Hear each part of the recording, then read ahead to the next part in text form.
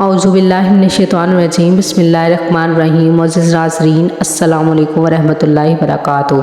नाज़रीन, आज हम तारीख़ इस्लाम के सबसे बदतरीन और मुतनाज़ा तरीन हुक्मरान की बात करेंगे, जिसकी खिलाफत और हुकूमत 3 साल से ज़्यादा ना थी, लेकिन यही 3 साल का अरसा तमाम तारीख़ इस्लाम में सबसे ज़्यादा कर्ब अंगेज़ और तारीख़ तरीन दौर कहलाता है। जी हाँ नाज़रीन, हम बात कर रहे हैं ख़ानदान बनी उमैया के दूसरे हुक्मरान यानी यज़ीद बिन मुआविया की, जिसने अपनी हुकूमत के पहले ही साल नवासा रसूल सल्लल्लाहु अलैहि वसल्लम हज़रत इमाम हुसैन रज़ियल्लाहु ताला अन्हु और आपके ख़ानदान मुबारक को शहीद करवाया। यज़ीद की ही माँ पर दुनिया की पाकीज़ा तरीन ख़वातीन यानी ख़वातीन अहले बैत को पाप यादा मैदान करबला से मिलकर शाम तक ले जाया गया और जानबूझकर इन्हें ईज़ा पहुँचाने की खातिर दमिश्क के मसरूफ़ तरीन बाज़ारों से गुजारा गया। नाज़रीन, कत्ल इमाम हुसैन रज़ियल्लाहु ताला अन्हु या ख़ानदान अहले बैत के साथ बदसलूकी ही यज़ीद के नामा इमाल में दर्ज वाहिद गुनाह नहीं, बल्कि ये अपनी हुकूमत के दूसरे साल यानी सन 63 हिजरी में इस बदबख्त ने हरम रसूल सल्लल्लाहु अलैहि वसल्लम की हुर्मत को पामाल किया। वाक़या कुछ इस तरह से है कि सानिया करबला के बाद अहले मदीना यज़ीद की बैत और इसकी अतात करने पर आमादा ना हुए, लिहाजा यज़ीद ने गुस्से में आकर मदीना पर लश्कर कुशी की। 12,000 पर मुहित यज़ीदी लश्कर ने 3 दिन मदीना मनव्वरा में लूट मार का बाजार गर्म किए रखा। मज़कूरा कत्ल आम में अब्दुर्रहमान बिन औफ और अब्दुल्ला बिन नौफल समेत कुरैश और अंसार के सैकड़ों जलीलुल कदर अफराद लुक़मा अजल बने। 3 दिन तक मदीना मनव्वरा में जुल्म व बर्बरियत की वो दास्तानें रकम की जा रही थी कि ऐसा बाद में आने वाले किसी काफिर हुक्मरान के अहद में ना हुआ था।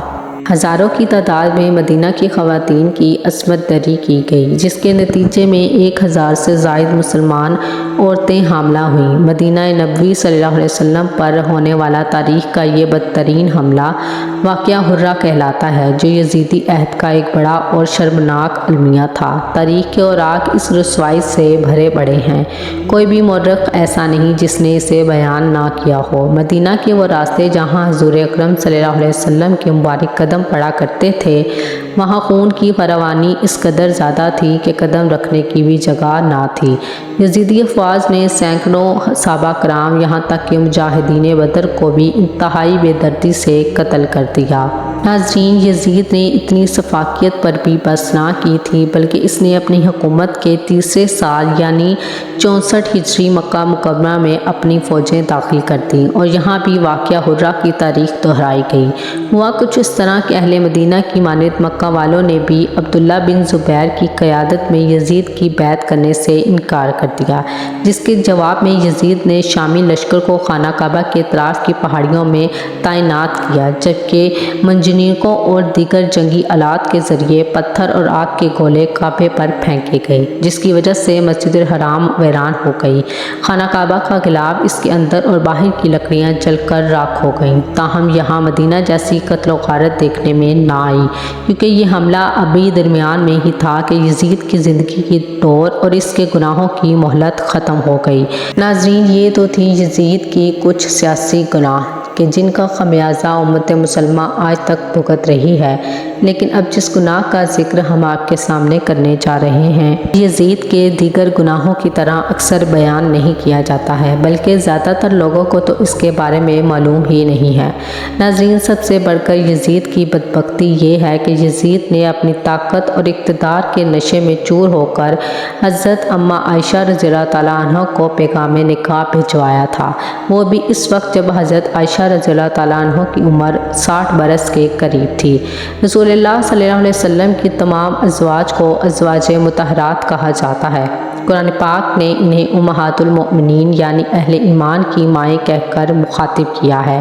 हुज़ूर सल्लल्लाहु अलैहि वसल्लम ने अल्लाह रब्बुल इज़्ज़त के हुक्म से जिन ख़वातीन से निकाह किया, आप सल्लल्लाहु अलैहि वसल्लम की वफ़ात के बाद किसी भी शख्स से इनमें से किसी से निकाह करना जायज़ ना था, लिहाजा तमाम उम्महातुल मोमिनीन के साथ अक़ीदत व मोहब्बत का रिश्ता रखना तमाम मुसलमानों पर लाजिम है।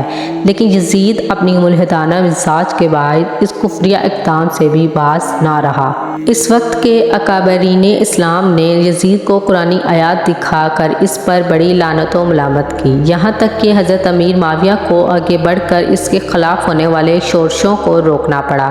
ناظرین، اس واقعہ مشہور محدث شیخ عبدالحق محدث دہلوی نے اپنی مشہور زمانہ تصنیف مدارج النبوہ میں رقم کیا ہے۔ مدارج النبوہ کی جلد اول کے صفحہ نمبر 236 پر مذکورہ واقعہ بیان ہوا ہے۔ یہ کتاب انٹرنیٹ پر PDF فارمیٹ میں دستیاب ہے، لہٰذا آپ جب چاہیں اسے ڈاؤن لوڈ کر کے پڑھ سکتے ہیں۔ شیخ عبدالحق محدث دہلوی وہ بزرگ ہیں جنہیں برصغیر میں علم و حدیث کا بانی تصور کیا جاتا ہے، جبکہ ہر مکتبہ فکر کے اکابرین انہیں اپنا رہنما تسلیم کرتے ہیں۔